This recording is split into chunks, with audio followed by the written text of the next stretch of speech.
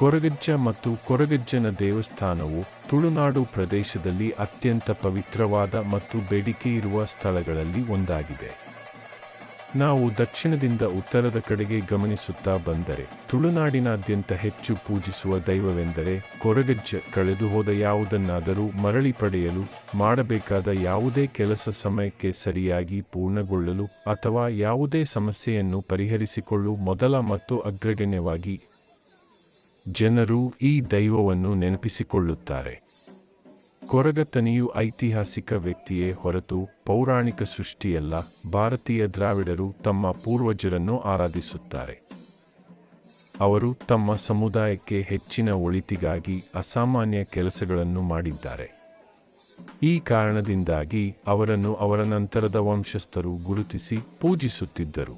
ಕೊರಗಜ್ಜೆ ಎಂದು ಜನಪ್ರಿಯವಾಗಿ ಕರೆಯಲ್ಪಡುವ ಕೊರಗತನಿಯ ಇಲ್ಲಿ ಕೊರಗ ಎಂಬುದು ಸಮುದಾಯದ ಹೆಸರು ಮತ್ತು ಅಜ್ಜ ಎಂಬುದು ತುಳು ಭಾಷೆಯಲ್ಲಿ ಸಾಮಾನ್ಯವಾಗಿ ಹಳೆಯ ಪುರುಷ ನಾಗರಿಕರಿಗೆ ಬಳಸುವ ಪದವಾಗಿದೆ. ತನ್ನ ಮಧ್ಯವಯಸ್ಸಿನಲ್ಲಿ ದೈವತ್ವವನ್ನು ಪಡೆದುಕೊಂಡಿದ್ದರು ಮತ್ತು ಅವನ ಮೇಲಿನ ಪ್ರೀತಿ ಮತ್ತು ವಾತ್ಸಲ್ಯದಿಂದಾಗಿ ಜನರು ಅವನನ್ನು ಅಜ್ಜ ಎಂದು ಕರೆಯಲು ಪ್ರಾರಂಭಿಸಿದರು. ಕೊರಗಜ್ಜನಿಗೆ ಸಂಬಂಧಿಸಿದ ದಂತಕತೆ. ಕೊರಗತನಿಯ ದೈವವಾದ ಬಗ್ಗೆ ಸಾಕಷ್ಟು ನಂಬಿಕೆಗಳಿವೆ ಮತ್ತು ಈ ನಂಬಿಕೆಗಳು ಪ್ರದೇಶಕ್ಕೆ ತಕ್ಕಂತೆ ಒಂದಿಷ್ಟು ವ್ಯತ್ಯಾಸವನ್ನು ಪಡೆದುಕೊಂಡಿದೆ. ಕೆಲವು ಕಥೆಗಳ ಪ್ರಕಾರ ಕೊರಗತನಿಯನು 30 ದಿನಗಳ ಶಿಶುವಿದ್ದಾಗ ತಾಯಿ ಮೈರೆಯನ್ನು ಕಳೆದುಕೊಳ್ಳುತ್ತಾನೆ ಹಾಗೂ ತನ್ನ ತಂದೆಯನ್ನು ಬಾಲ್ಯದಲ್ಲೇ ಕಳೆದುಕೊಳ್ಳುತ್ತಾನೆ. ಆ ಸಂದರ್ಭದಲ್ಲಿ ಆತನನ್ನು ನೋಡಿಕೊಳ್ಳಲು ಯಾರೂ ಕೂಡ ಇರುವುದಿಲ್ಲ. ಕೊರಗತನಿಯ ಒಂಟಿಯಾದಾಗ ಮೈರಕ್ಕ ಎಂಬಾಕೆ ಆತನನ್ನು ದತ್ತು ಪಡೆದು ತನ್ನ 2 ಮಕ್ಕಳೊಂದಿಗೆ ಅವನನ್ನು ತನ್ನ ಸ್ವಂತ ಮಗನಂತೆ ನೋಡಿಕೊಳ್ಳುತ್ತಾಳೆ. ಕೊರಗತನಿಯ ಆಗಮನದಿಂದ ಕುಟುಂಬಕ್ಕೆ ಸಮೃದ್ಧಿ ಮತ್ತು ಕುಟುಂಬ ವ್ಯಾಪಾರವು ಅಭಿವೃದ್ಧಿ ಹೊಂದಿತು. ತನಿಯ ಕೂಡ ಕುಟುಂಬದ ಇತರೆ ಸದಸ್ಯರೊಂದಿಗೆ ಸೇರಿಕೊಂಡು ಮನೆಯ ಕೆಲಸವನ್ನು ಮಾಡಿ ಮುಗಿಸುತ್ತಿದ್ದನು. ಅಲ್ಲಿ ಅವರು ಬುಟ್ಟಿ ತಯಾರಿಕೆ ಮತ್ತು ಕೈಯಿಂದ ಮಾಡಿದ ಬಿದಿರಿನ ವಸ್ತುಗಳನ್ನು ಕಲಿತರು. ಒಂದು ದಿನ ಗ್ರಾಮದಲ್ಲಿ ದೈವಗಳಿಗೆ ನೇಮವನ್ನು ಆಯೋಜಿಸಲಾಯಿತು ಮತ್ತು ಮೈರಕ್ಕ ಅವರ ಕುಟುಂಬವು ದೇವಸ್ಥಾನಕ್ಕೆ ತೆಂಗಿನಕಾಯಿ, ಬಾಳೆ ಗಿಡಗಳು, ತೆಂಗಿನ ಎಲೆಗಳು ಇತ್ಯಾದಿಗಳನ್ನು ನೀಡಬೇಕಾಗಿತ್ತು. ಈ ಎಲ್ಲ ಸಾಮಗ್ರಿಗಳನ್ನು ಸಾಗಿಸಲು ಕನಿಷ್ಠ 7 ಮಂದಿ ಸಾಮರ್ಥ್ಯವುಳ್ಳ ಪುರುಷರು ಬೇಕಾಗಿದ್ದರು. ಆ ಸಮಯದಲ್ಲಿ ಯಾರೂ ಲಭ್ಯವಿಲ್ಲದ ಕಾರಣ ಮೈರಕ್ಕ ಇದು ದೇವಾಲಯಕ್ಕೆ ಸಂಬಂಧಿಸಿದ ಪ್ರಮುಖ ಕೆಲಸವಾದ್ದರಿಂದ ತನಿಯನಿಗೆ ಇದನ್ನು ದೇವಸ್ಥಾನಕ್ಕೆ ಸಾಗಿಸುವಂತೆ ಮನವಿ ಮಾಡಿದರು. 7 ಜನರಿಗೆ ನೀಡುವ ಆಹಾರವನ್ನು ತನಗೆ ನೀಡಬೇಕು, ಆಗ ಮಾತ್ರ ನಾನು ಈ ಹೊರೆಯನ್ನು ಹೊತ್ತು ಹೋಗುತ್ತೇನೆಂಬ ಷರತ್ತಿನ ಮೇಲೆ ತನಿಯನು ಎಲ್ಲ ಸಾಮಗ್ರಿಗಳನ್ನು ದೇವಸ್ಥಾನಕ್ಕೆ ಒಬ್ಬನೇ ತಲುಪಿಸಲು ಮುಂದಾಗುತ್ತಾನೆ. ತನಿಯ ನೇಮಕ್ಕಾಗಿ ದೇವಾಲಯದ ಸಾಮಗ್ರಿಗಳನ್ನು ಒಯ್ಯುತ್ತಿದ್ದರು. ಅವನ ಕೆಳಜಾತಿಯ ಕಾರಣದಿಂದ ಮುಖ್ಯ ದೇವಾಲಯದ ಪ್ರದೇಶಕ್ಕೆ ಪ್ರವೇಶವನ್ನು ನಿರಾಕರಿಸಲಾಯಿತು. ಇದರಿಂದ ಕೋಪಗೊಂಡ ತನಿಯನು, ನಿಮ್ಮ ದೇವರಿಗೆ ನಾವು ನೀಡುವ ವಸ್ತುಗಳು ಬೇಕು, ಆದರೆ ನಾವು ಬೇಡ, ಇದ್ಯಾವ ನ್ಯಾಯವೆಂದು ಪ್ರಶ್ನಿಸಲು ಪ್ರಾರಂಭಿಸುತ್ತಾನೆ. ಆದರೆ ತನಿಯನ ಮಾತಿಗೆ ಯಾರೂ ಹೂಂ ಹಾಂ ಅನ್ನದೇ ಅವನ ಮಾತನ್ನು ಅಲ್ಲಗಳೆಯುತ್ತಾರೆ. ತನ್ನ ಪ್ರಶ್ನೆಗೆ ಉತ್ತರ ಸಿಗದೆ ಮೌನವಾಗಿ ದೇವಸ್ಥಾನದ ಮೆಟ್ಟಿಲುಗಳ ಬಳಿ ನಿಂತ ತನಿಯ ಕಣ್ಣು ಅಲ್ಲೇ ಪಕ್ಕದಲ್ಲಿದ್ದ ಉಪ್ಪಿನಕಾಯಿ ಮಾಡಲು ಬಳಸುವ ಒಂದು ಹಣ್ಣಿನ ಮರದ ಮೇಲೆ ಬಿದ್ದಿತು. ಮೈರಕ್ಕೆ ಈ ಹಿಂದೆ ಉಪ್ಪಿನಕಾಯಿ ಖಾಲಿಯಾಗಿದೆ ಎಂದು ಹೇಳಿದ ಮಾತನ್ನು ನೆನಪಿಸಿಕೊಂಡು ತನಿಯನು ಆ ಹಣ್ಣುಗಳನ್ನು ಕೊಯ್ಯಲು ಮುಂದಾಗುತ್ತಾನೆ. ಹಣ್ಣುಗಳು ಅವನಿಗೆ ಎಟುಕಾದ ಕಾರಣ ತನ್ನ ಒಂದು ಕಾಲನ್ನು ದೇವಸ್ಥಾನದ ಮೆಟ್ಟಿಲುಗಳ ಮೇಲೆ ಇಡುತ್ತಾನೆ. ಆಗಲೂ ಅವನಿಗೆ ಮರದ ಕೊಂಬೆಗಳು ಎಟುಕುವುದಿಲ್ಲ. ಆದ್ದರಿಂದ ತನ್ನ ಮತ್ತೊಂದು ಕಾಲನ್ನು ದೇವಾಲಯದ ಕಲಶದ ಮೇಲೆ ಇಡುತ್ತಾನೆ. ದೇವಾಲಯದೊಳಗಿದ್ದ ದೈವವು ಕೋಪದಿಂದ ಮಾಯವಾಯಿತು. ಅಂದಿನಿಂದ ತನಿಯ ದೈವತ್ವವನ್ನು ಪಡೆದನು ಎಂದು ಕೆಲವು ಕಥೆಗಳು ಹೇಳಿದರೆ, ಇನ್ನು ಕೆಲವು ಕಥೆಗಳ ಪ್ರಕಾರ ದೇವಸ್ಥಾನದ ಮೆಟ್ಟಿಲುಗಳ ಮೇಲೆ ತನಿಯನು ಕಾಲಿಟ್ಟ ಕಾರಣ ಕೋಪಗೊಂಡ ಕೆಲವು ಗ್ರಾಮಸ್ಥರು ಕೊಂದಿರಬಹುದೆಂದು ಹೇಳಲಾಗುತ್ತದೆ. ಆದರೆ ಇಂದಿಗೂ ಕೊರಗಜ್ಜೆ ಎಂದು ಕರೆಯಲ್ಪಡುವ ಕೊರಗತನಿಯನ ಮರಣದ ಕುರಿತು ಯಾವುದೇ ಸ್ಪಷ್ಟವಾದ ಮಾಹಿತಿ ಇಲ್ಲ.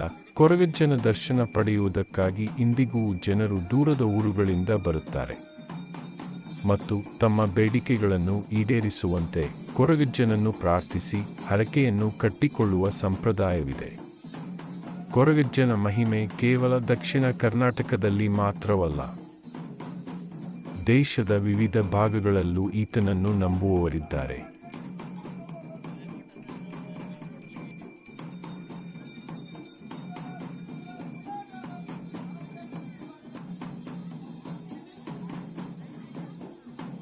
ಈ ವಿಡಿಯೋ ನಿಮಗೆ ಇಷ್ಟವಾದಲ್ಲಿ ನಮ್ಮ ಚಾನೆಲ್ ಅನ್ನು ಸಬ್ಸ್ಕ್ರೈಬ್ ಮಾಡಿ, ಶೇರ್ ಮಾಡಿ, ಸಪೋರ್ಟ್ ಮಾಡಿ.